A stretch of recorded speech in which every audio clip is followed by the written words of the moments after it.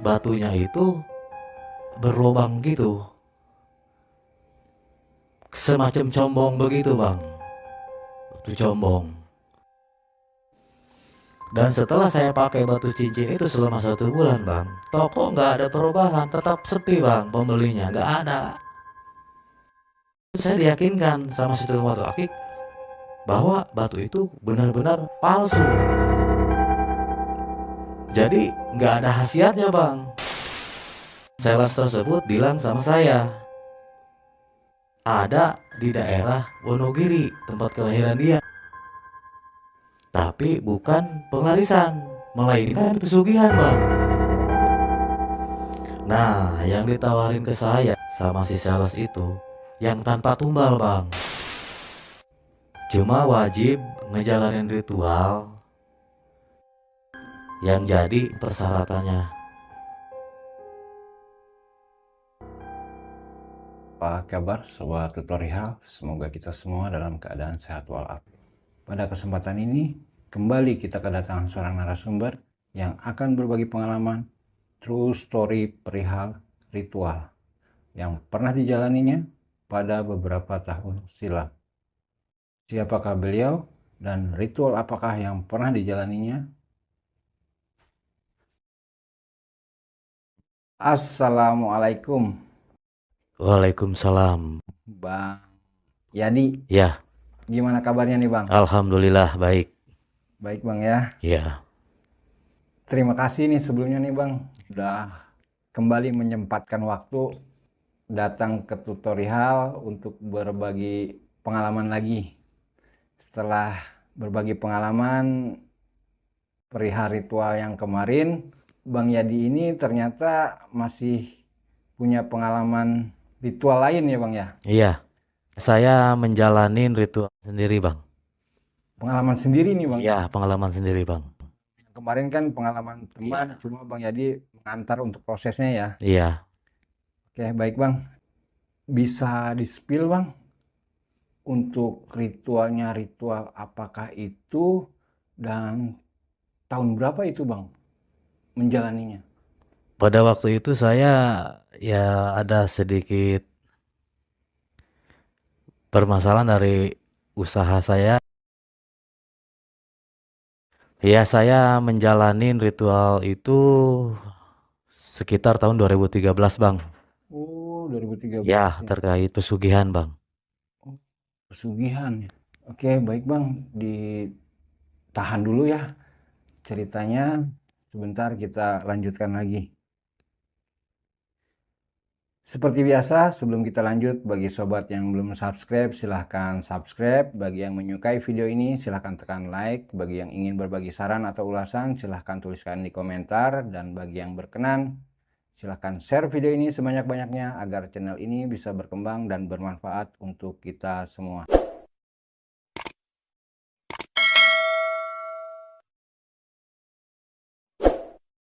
Bagi sobat yang sudah subscribe, saya ucapkan banyak terima kasih.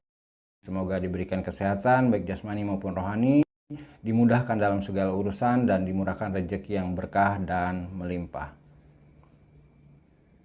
Baik Bang, kita lanjutkan lagi. Jadi Bang Yadi ini pernah menjalani ritual pesugihan sendiri Bang ya? Iya. Setelah mengantar teman Bang Yadi ya? Iya. Menjalani ritual pesugihan jual musuh. Iya. Baik Bang, silahkan Bang Yadi bercerita apa yang Bang Yadi ingat pada saat menjalani ritual tersebut. Saya akan fokus mendengarkan dan apabila nanti ada hal yang kurang saya pahami, akan saya tanyakan pada saat Bang Yadi selesai bercerita. Iya bang. Siap Bang? Siap bang. Dan inilah berbagi ritual.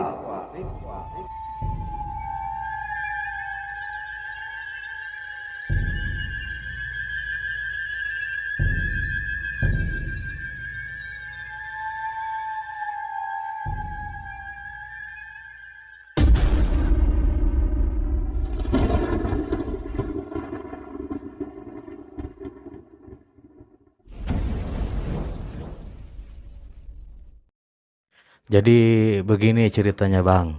Iya. yang saya alami dari pengalaman saya. Saya itu termasuk laki-laki yang beruntung karena saya punya istri anak sematawayang. Oh, Anak sematawayang boleh dibilang anak orang berada, Bang. oh, ya, ya, ya. Dan kerjaan saya yang cuman sekedar buruh pabrik, Mm-mm. gaji nggak seberapa,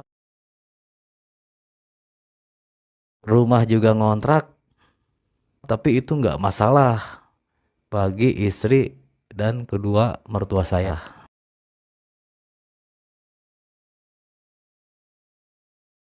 Singkat waktu, setelah 1 tahun saya menikah, mobil rombongan jarah yang ditumpangi kedua mertua saya tabrakan, kecelakaan, Bang. Oh, gitu. Iya, kedua mertua saya itu meninggal dunia, Bang. Innalillah.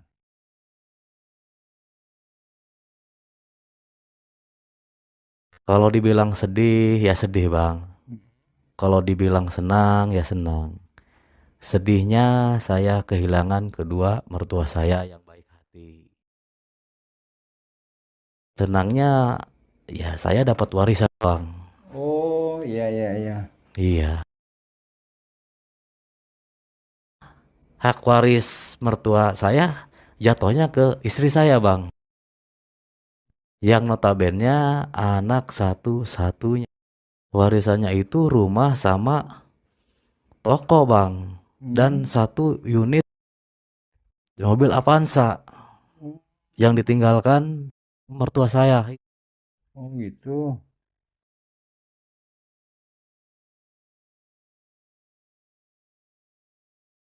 Karena dapat warisan rumah, Bang. Mm-mm. Saya akhirnya ngisi rumah warisan, Bang. Waktu itu anak saya masih sekitar umur 8 bulanan, Bang. Karena saya posisinya masih kerja, Bang. Mm. Saya tetap tinggal di kontrakan. Itu pun saya kalau pulang 1 minggu sekali, Bang. Kalau urusan toko itu, Bang, istri saya yang ngelola. Cuma istri saya itu nggak sanggup mengelolanya, Bang. Selain itu kan toko agak jauh, Bang, dari rumah. Mm-mm. Dan pada waktu itu anak saya itu usianya masih, jadi anak saya itu selalu dibawa sama istri saya. Jadi itu, Bang, istri saya merasa kerepotan. Dia nggak bisa ngelola toko dengan baik.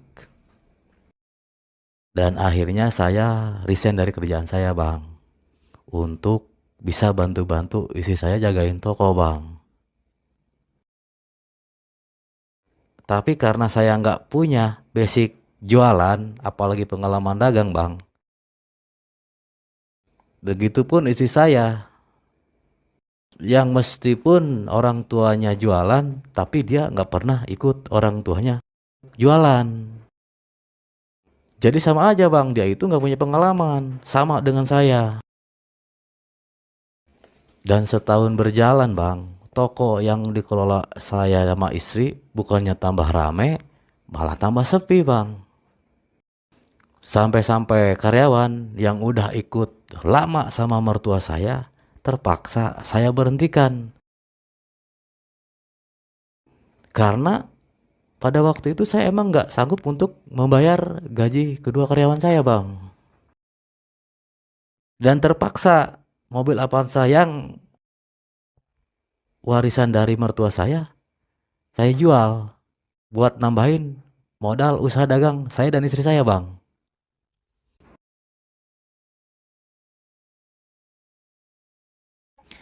Tapi anehnya itu toko masih tetap sepi.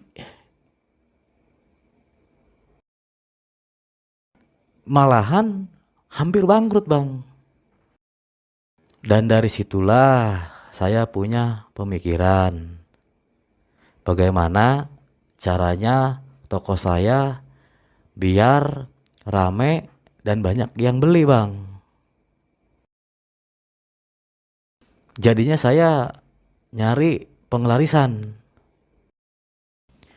Habis itu saya nanya-nanya, Bang, di mana tempat-tempat penglarisan.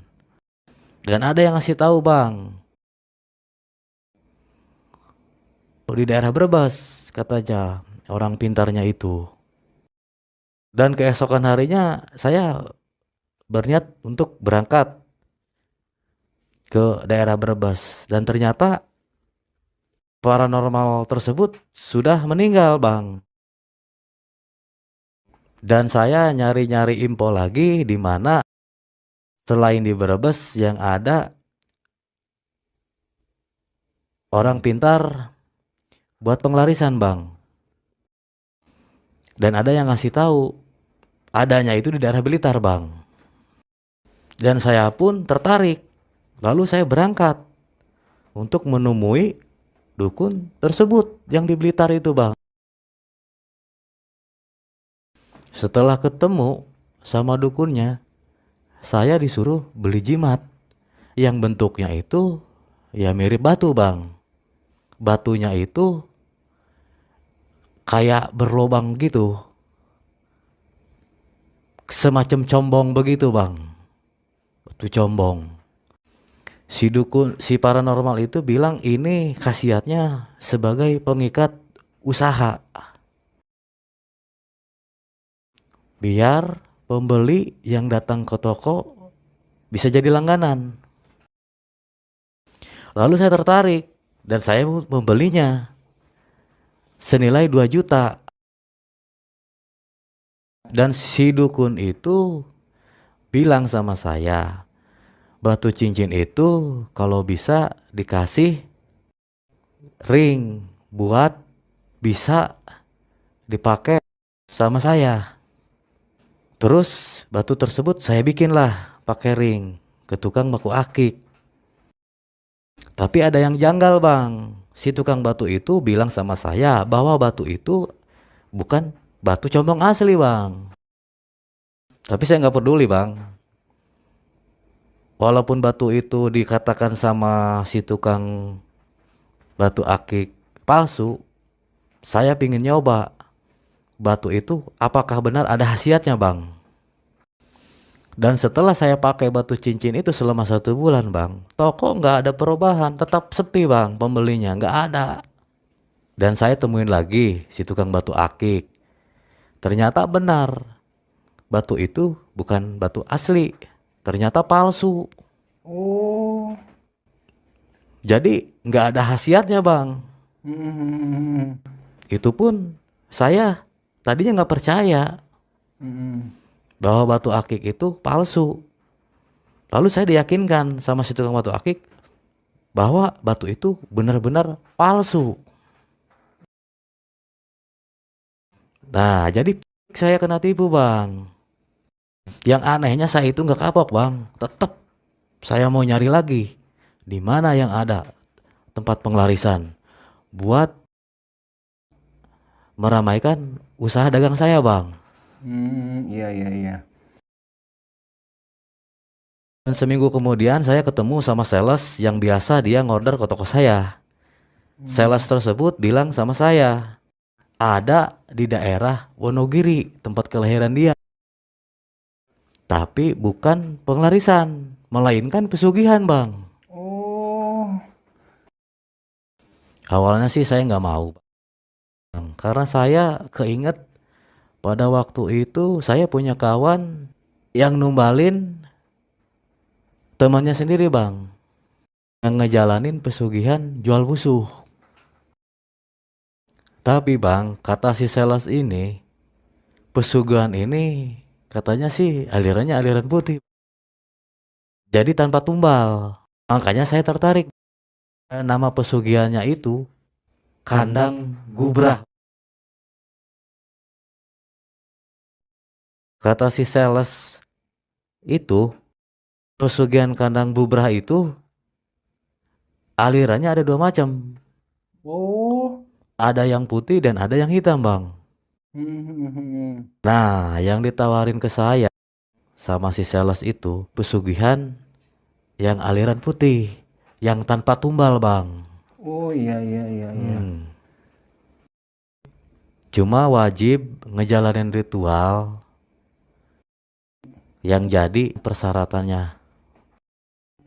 Dan setelah mendengar penjelasan si sales itu bang, saya kemudian jadi tertarik untuk mengikuti pesugihan kandang bubrah itu. Lokasinya di daerah Jawa Tengah, di pemakaman Tembung Boyo bang, daerah Wonogiri. Yang bikin saya yakin dan tertarik, si sales itu aslinya orang sana bang, orang Wonogiri. Dia lahir dan dibesarkan di sana. Dia juga ngasih tahu nama kuncennya bang. Dan besoknya saya berangkat ke sana. Dan waktu itu saya sempat berbohong sama istri. Bukan untuk mencari pesugihan bang, tapi untuk mencari penglarisan. Dan kalau saya jujur bilang sama istri saya mau pesugihan, istri saya nggak bakal ngizinin bang. Oh iya. Singkat cerita, nyampelah saya ke tempat pemakaman Tembung Boyo yang ada di Wonogiri. Saya tanya-tanya tuh bang, rumah si Kuncen yang dikasih tahu sama si sales itu.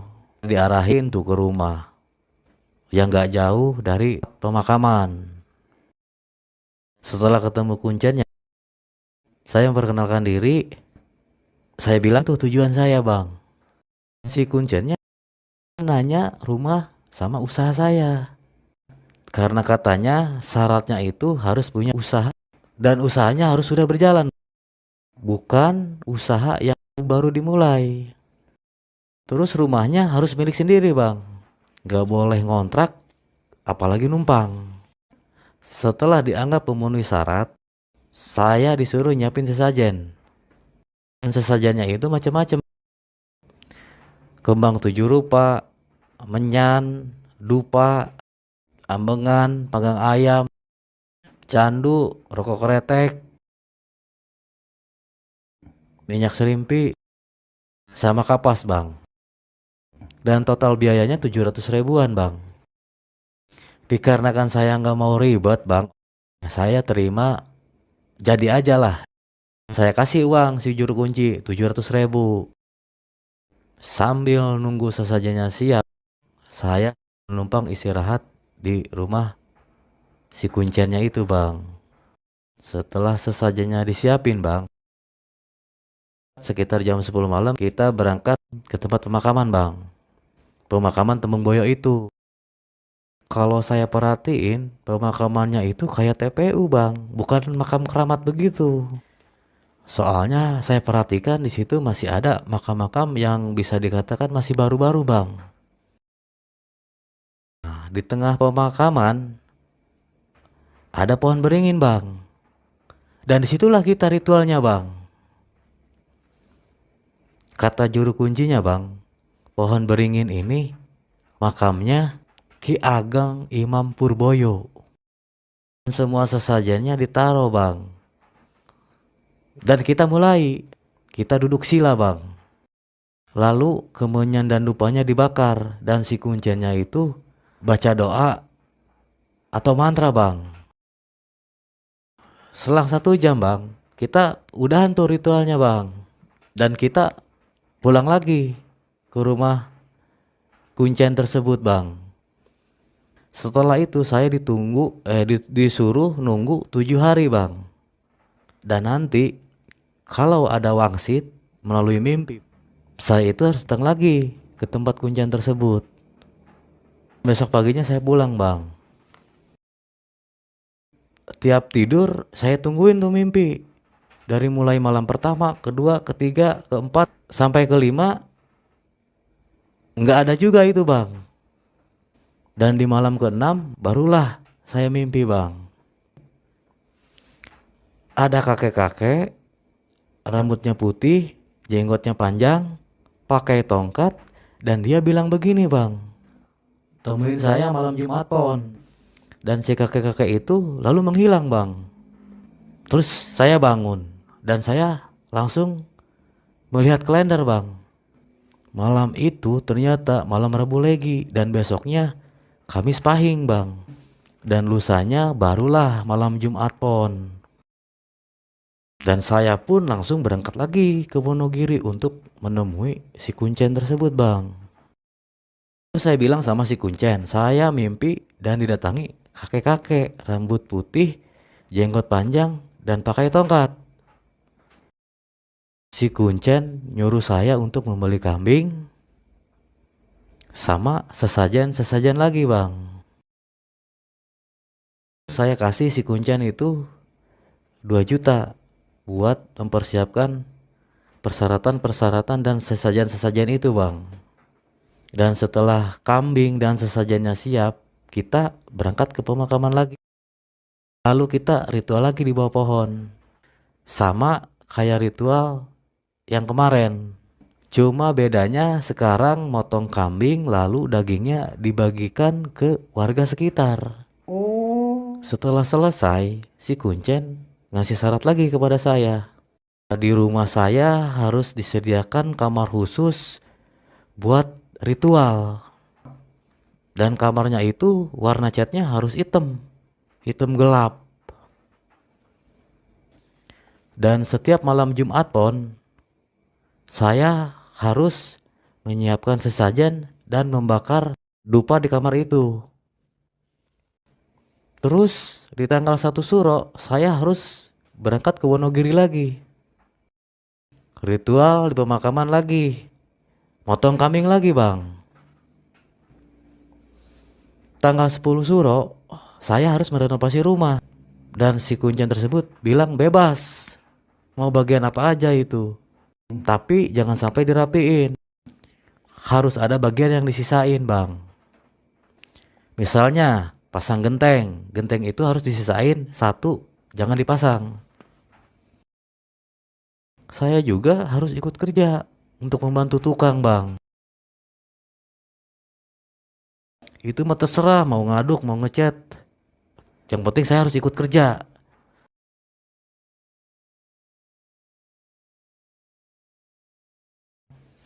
Habis itu saya dikasih bungkusan sama si Kuncen. Kain kecil warnanya hitam.